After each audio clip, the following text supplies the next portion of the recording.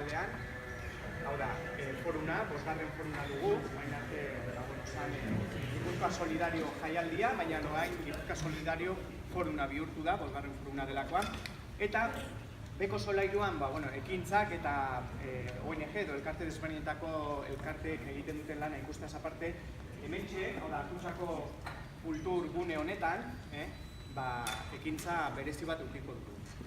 Espazio abierto edo espazio irikia delakoa, eta horretarako hemen ditugu bi lagun, Emanarde elkarteko bi lagunak, Blanka eta Xenki ditugu beraiek, eta zenolako tailerra berezia proposatuko digute. Hain zuzen ere, nola hobetu harremanak gure artean.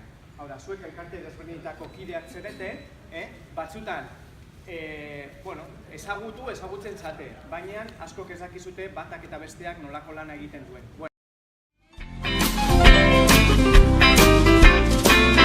Lorerik badago,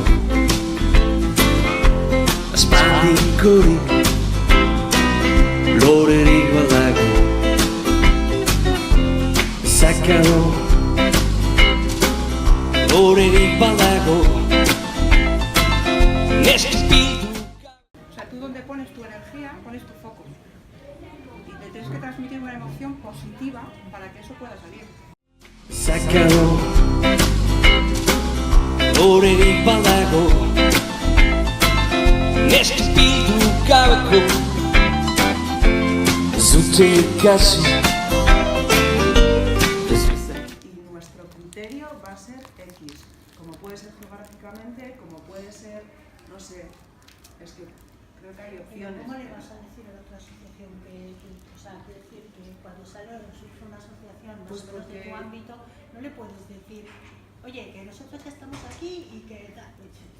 A ver, que no, estoy contigo, Eso es justamente lo contrario, porque al final esa competitividad no vaya. Y aunque yo haya empezado antes que tú, no quiere decir que yo tenga más privilegios. Pero es que resulta que al final te das cuenta de que hay asociaciones que se crean detrás de la tuya, no porque no tengan derecho a hacerlo, pero que al final van a trabajar lo mismo que estás trabajando. Claro, pues eso es lo que creemos que eso es lo que hay que crear de otra manera. A mí me da igual que ella vaya a trabajar lo mismo, porque probablemente se necesite, porque probablemente el colectivo sea tan grande que yo no voy a poder atender a 100 personas. Generar cosas comunes. Yo no sé los demás a qué se dedican concretamente, pero hacer un evento final en todo es importante. A final de año, la fiesta de, la comida de, la convención de... También creo que es muy importante hacer comidas entre el grupo, una al menos. En las comidas de grupos se resuelven un montón de cosas.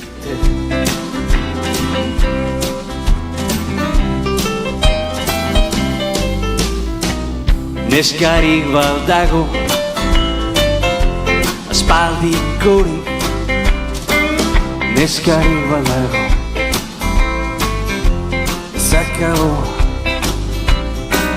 Nora joan dira.